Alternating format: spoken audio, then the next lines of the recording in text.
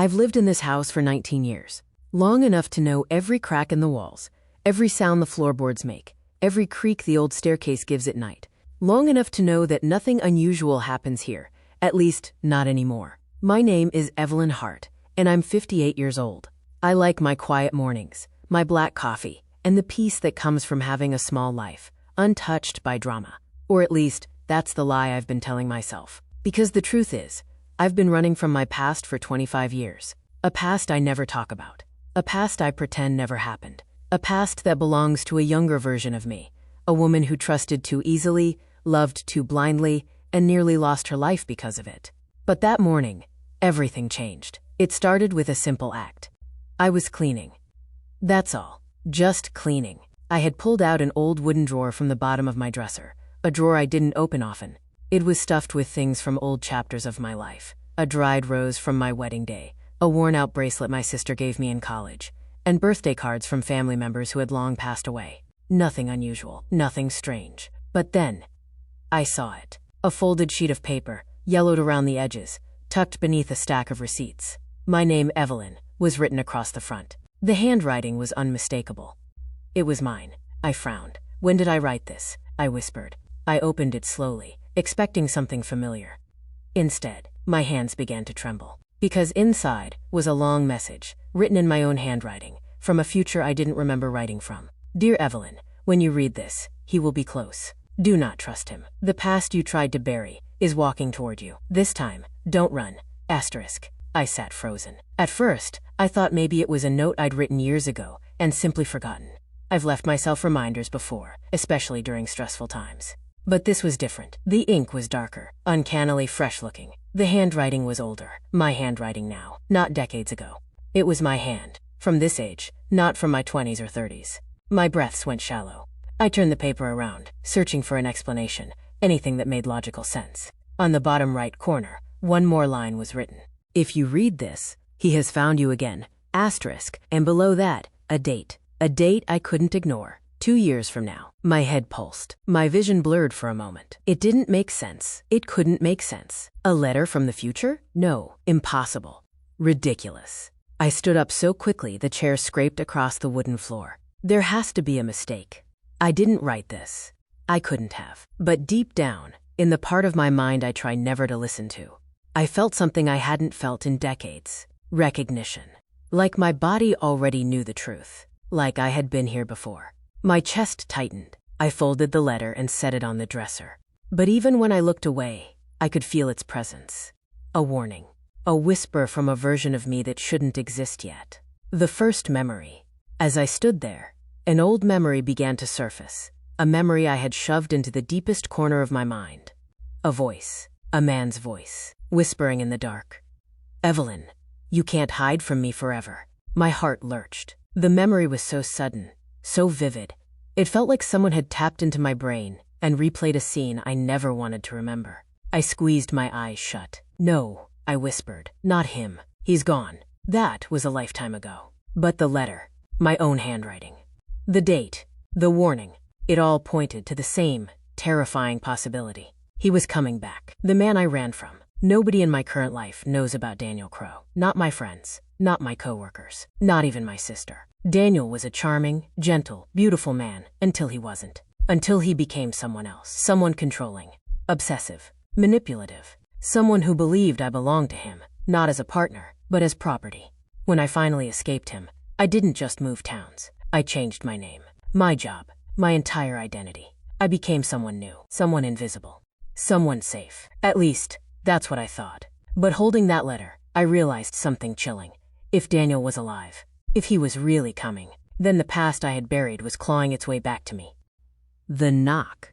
As I stood shaking, a sudden knock echoed from my front door. 3 slow, heavy knocks. I jumped. My heart nearly shot out of my chest. For a long moment, I didn't move, didn't breathe. Another knock, more impatient this time.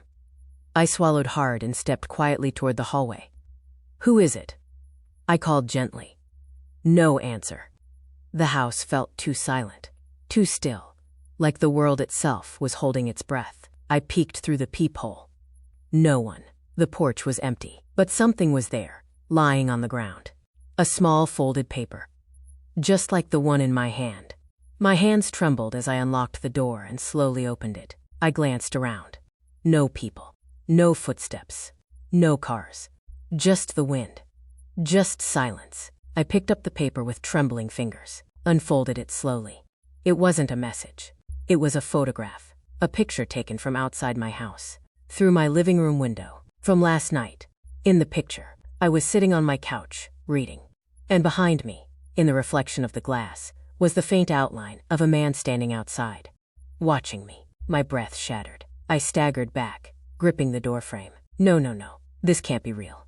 But it was. And I knew this wasn't a prank, or a coincidence, or my imagination. Because at the bottom of the photo, scrawled in handwriting eerily similar to Daniel's, were 3 words. Found you, Evelyn. I collapsed to the floor, my body shaking uncontrollably. The letter from the future, the photograph from the past, and the man in the reflection. He was back, or worse, he had never left. The fear returns. My house no longer felt like mine. The walls seemed too close, the silence too heavy. I crawled backward until my back hit the dresser. The future letter still sat on top. I grabbed it again, desperate for clarity, for something I had missed. On the back of the last page, there was one more line, written faintly, almost like the writer had been shaking. This time, don't let him inside. My stomach dropped. The implication was clear. Something had happened before. Something terrible. Something future me had lived through, and survived just long enough to send a warning back. I sank to the floor, and covered my face with my hands. God, what's happening to me? But deep down, in the place where fear and truth intersect, I already knew. Part 1 was only the beginning, and whatever was coming next was already on its way. The guest room door that should not open. I didn't sleep that night. Even after I locked the guest room door, double-checked it, stood there staring at it like a terrified child. I could still hear something. Soft creaks. A slow shuffle. A faint tapping, as if someone was brushing their fingers along the baseboard. The noises weren't loud enough to wake the neighbors, not loud enough to justify calling the police, yet they were steady enough to make my nerves feel like cracked glass. It was as if the room itself was breathing. By morning, my eyes were burning red from lack of sleep. I kept walking back to that door, listening. Nothing. No movement. No tapping. No whisper of breath. Just silence. A horrible, heavy silence. I made myself breakfast, or at least pretended to. Scrambled eggs that turned into rubber, toast I burned, coffee I poured but never drank. My hands trembled every time I remembered the way the door had cracked open by itself. I told myself the same lies people tell when they're trying to stay sane. It was the wind. Maybe the lock is old. Maybe the house is shifting. Maybe I imagined the sound. But by 2 p.m., I found myself standing in front of that same guest room door again. My heart hammered. I pressed my ear against the wood. Silence. I unlocked it with a shaking hand and pushed it open. Sunlight poured through the window, dust floating lazily in the air. Everything looked normal, too normal, like a stage set carefully arranged to hide the truth backstage. The bed was neatly made. The nightstand book was untouched. The rug was smooth and perfect, but something was different. The picture frame on the dresser, the one with my mother holding my younger self, was turned facing the wall. I breathed out, slow, uneven. I hadn't touched that frame in years. Hello, I whispered before I realized how ridiculous it was. Silence answered me. No footsteps, no rustling, no movement under the bed, no shadow hiding behind the curtains. Just that one wrong detail. I turned the frame back around, but as I did, I noticed something sharper, something I had missed. A faint fingerprint smudged the glass. Not mine. It was too long, too thin, almost stretched. I placed the frame down gently. My heart thudded like a warning in my ears. I wasn't imagining this. Something had touched it, and whatever touched it had been inside this room last night. The neighbor. By late afternoon, I decided maybe someone else needed to hear this. Not the police, they'd think I was losing it, but someone more grounded. So I walked across the street to my neighbor's house. Mrs. Collins was the kind of woman who always baked too much and laughed too loudly, but she knew this neighborhood better than anyone. She opened the door with her usual warmth. "Ava, I haven't seen you outside for days. Come in, honey."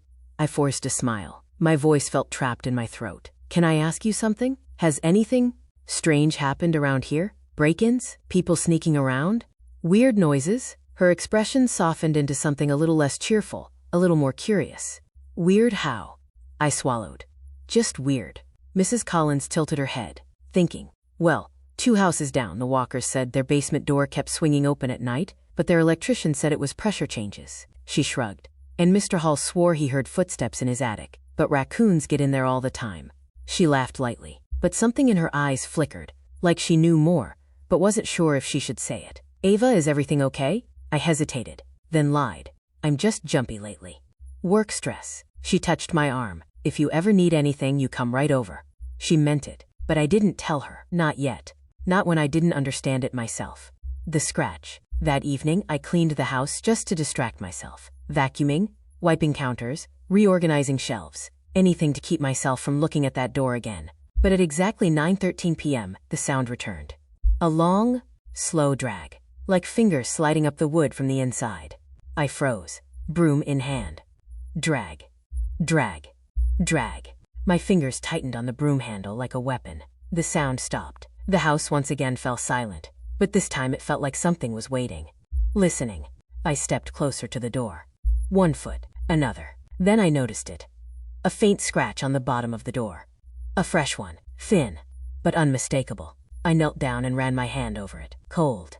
Colder than wood had any right to be. That's when the smell hit me. Barely noticeable, but there. A hint of damp soil. Like something had been dragged out of the earth. I felt my breath stutter. I stood up slowly, backing away. Heart pounding. No. I whispered to myself. This is impossible. But deep down I already knew it wasn't.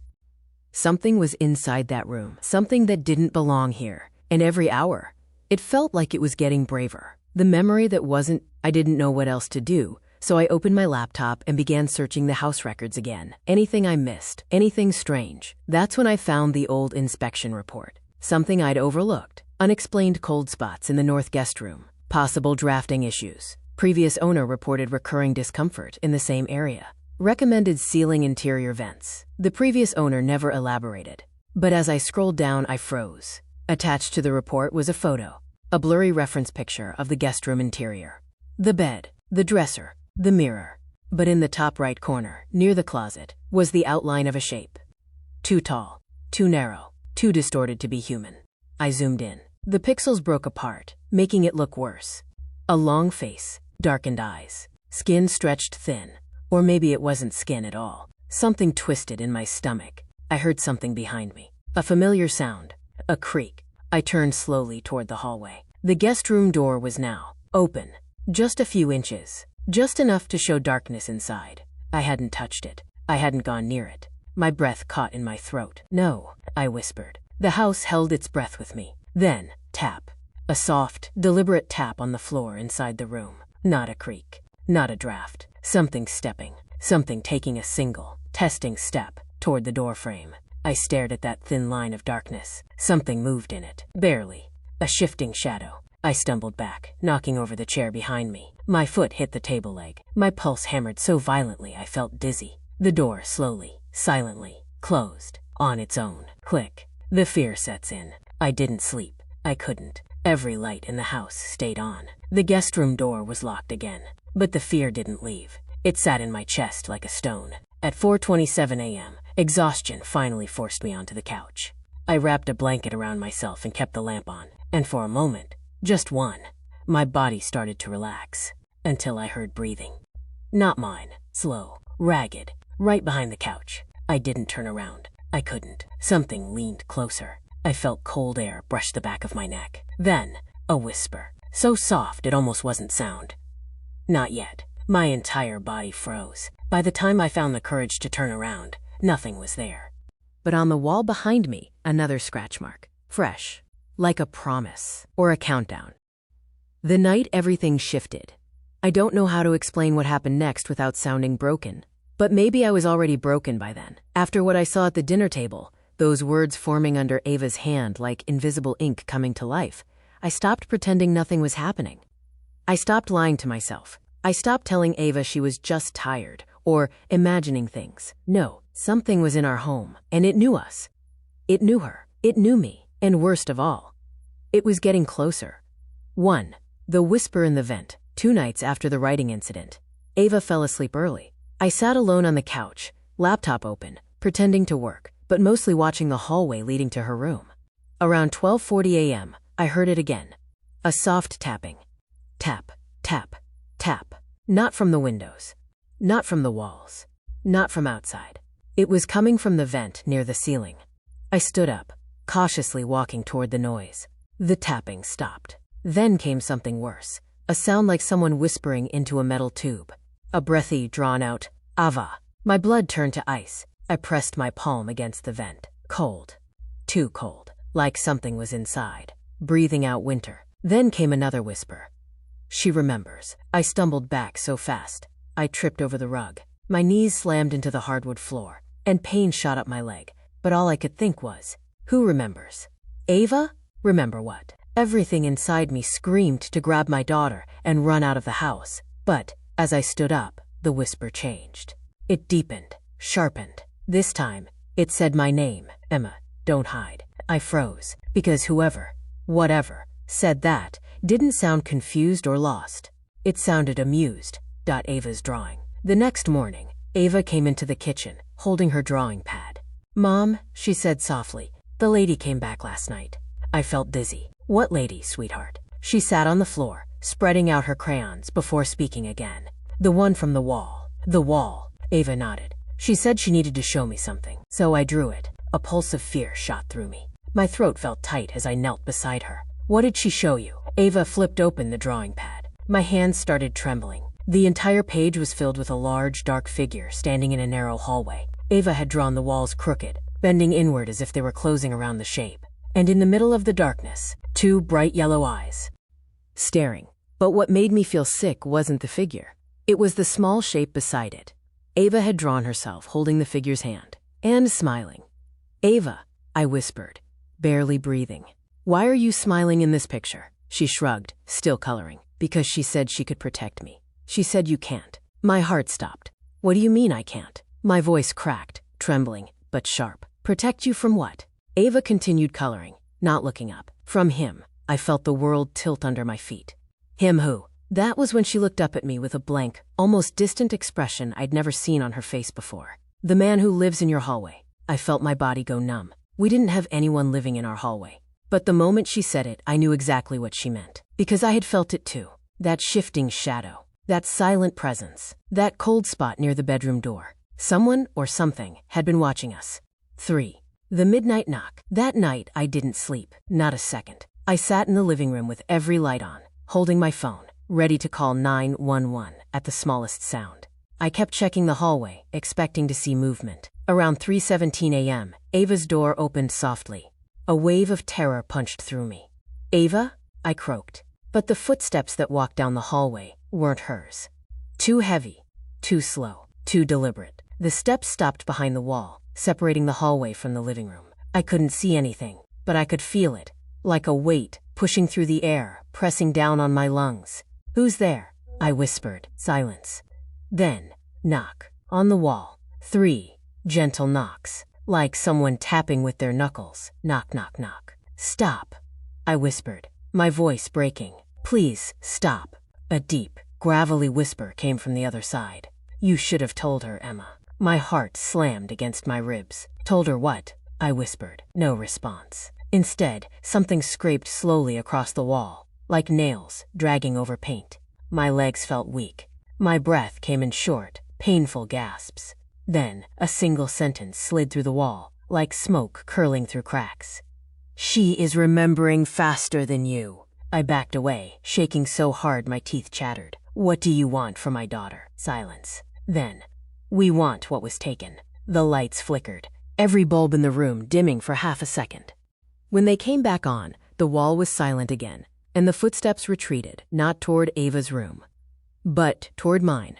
4. The truth I didn't want to face. The next morning, Ava woke up cheerful, humming while brushing her hair as if nothing had happened. I tried to ask her about the drawing, the man in the hallway, the lady from the wall, but she didn't remember any of it. Not one thing. She looked at me with innocent confusion, like I had dreamed it all. But I didn't dream it, because after she left for school, I went to her room to straighten her blanket and found the drawing pad still open on the floor. And the picture. The dark figure with yellow eyes holding her hand had changed. The figure's head was turned now. It was looking directly at me. The eyes were brighter, And Ava wasn't smiling anymore. Her face was crossed out. Not scribbled. Crossed. 2 long black X's over her eyes. My heart hammered so painfully I had to sit down before I collapsed. I grabbed the drawing pad, flipped the page.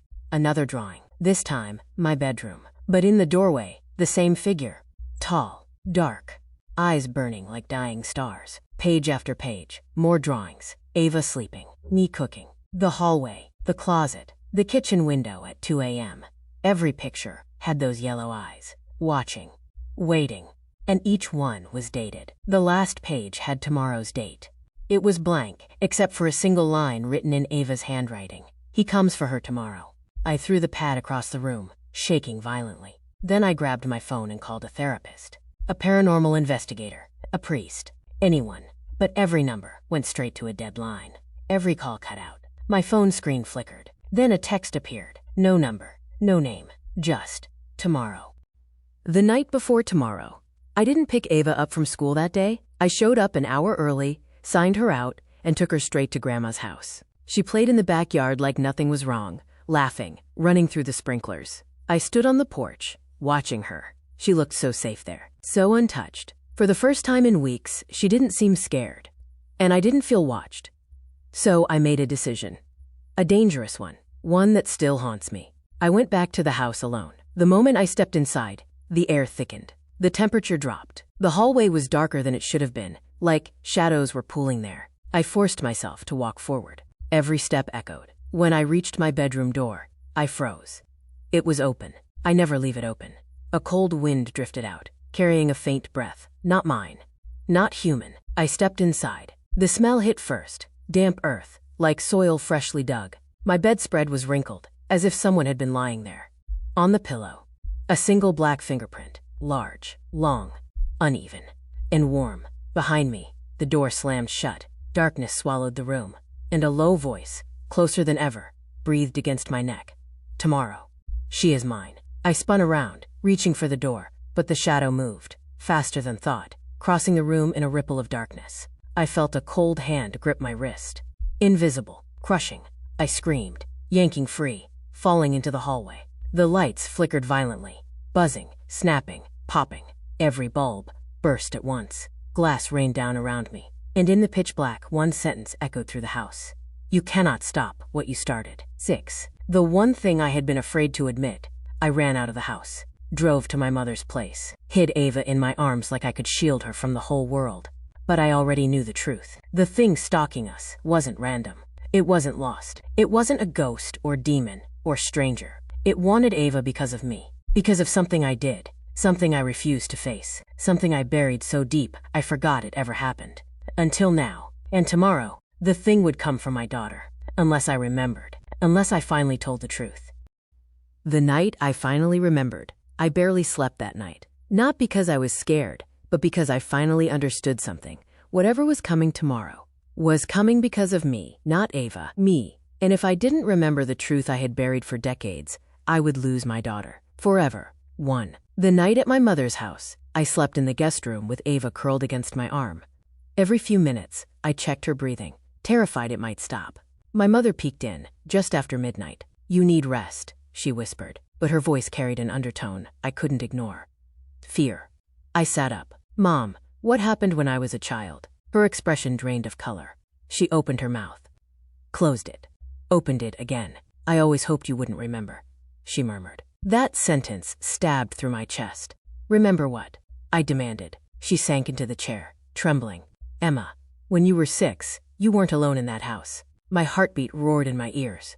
You had an imaginary friend. At least we thought he was imaginary. I felt the world tilt. She continued.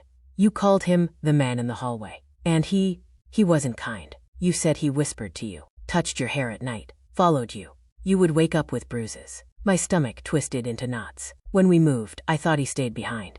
But now, she covered her mouth with shaking hands. You brought him with you. I felt sick, nauseous, frozen, because suddenly, memories began to trickle back, like cracks spreading across ice. A long hallway, cold breath on my neck, a shadow crouched beside my bed, a voice whispering, You'll never leave me, Emma.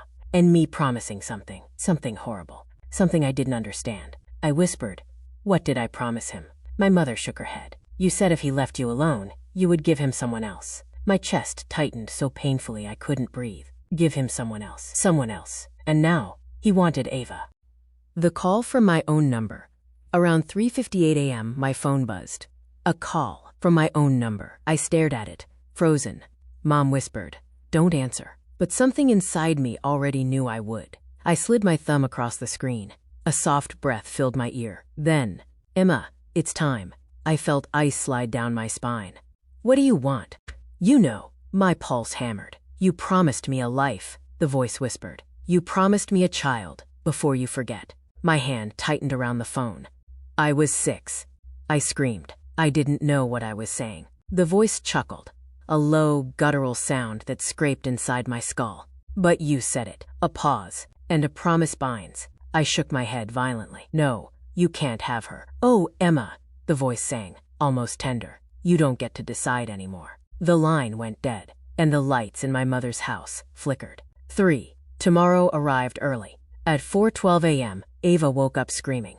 I rushed to her room. Her small hands clawed at the air above her, as if fighting something invisible. "He's here!" she sobbed. "Mommy, he's in the corner." I turned, and saw nothing. But the corner was wrong. Too dark, like the shadows were thicker there. Breathing, I grabbed Ava and whispered, "We're leaving, now." I rushed downstairs, dragging blankets, shoes, keys, the whole house vibrating with unnatural cold. But just as I reached the front door, 3 slow knocks came from the other side. Knock, knock, knock. Ava buried her face into my shoulder. "Don't open it," she whimpered. But the knocks grew harder. Bang, bang, bang. The wood splintered. A whisper seeped through the cracks. "Emma, you can't run from a promise. The only way out." I turned, heart pounding. "Mom!" I shouted. "Back door, now." We ran toward the kitchen, but the temperature dropped so violently, frost spread across the floor. My mother screamed. A black shape crawled out of the hallway, spider-like, stretching, unfolding into a tall, crooked silhouette. The yellow eyes glowed from the darkness. Ava dug her nails into my shirt. "That's him, Mommy. That's the man from the hallway." I stepped in front of her. My legs shook so badly I could barely stand, but I forced my voice steady. "What do you want from her?" He tilted his head, bones cracking. "Not her. You." I blinked. "What?" "You are the one who promised," he croaked. "You are the one who forgot. You are the one I came for." Everything inside me broke. "You said you wanted a child," he roared, a sound so inhuman it rattled the glass. "I wanted your child." Then he leaned forward. "But I will take you, if you offer yourself willingly." My lungs collapsed. Ava screamed, "Mommy, don't." My mother cried, "Emma, no." But I knew this was the only way. 5. My final memory. I stepped forward. 1 step. 2. The shadow straightened, towering over me. "I remember now," I whispered. "When I was 6, you told me you were lonely." His breathing slowed. "You said you wanted a family. You said you would stop hurting me if I promised to stay with you someday." The shadow leaned closer until darkness brushed across my face like cold wind. "I didn't understand what you were," I whispered. He said nothing. I swallowed. "But I'm not 6 anymore." For the first time, the shape hesitated. "I made the promise," I said. "Not her, not Ava." Silence. Then the eyes brightened, hungry, victorious. "You offer yourself," he whispered. My voice trembled. "Yes." Ava screamed my name. "That scream will haunt me forever. The end, or something else." The shadow lunged forward, wrapping around me like a storm swallowing a candle. Cold, black, endless. The last thing I heard was Ava's voice. "Mommy, Mommy, please, don't leave me." And then, everything went silent. What my mother found later, when the shadow vanished, I was gone. Just gone. The house lights returned. The frost melted. The air warmed. Ava collapsed into my mother's arms, sobbing. But on the living room wall, where my shadow should have been, a new one appeared. Tall, female, still, frozen in the shape of a woman shielding a child. My mother screamed when she saw it. Ava whispered, "That's Mommy." My shadow remained on the wall. Not moving, not fading, but watching, protecting. And from deep within the walls, a soft whisper hummed. A promise kept.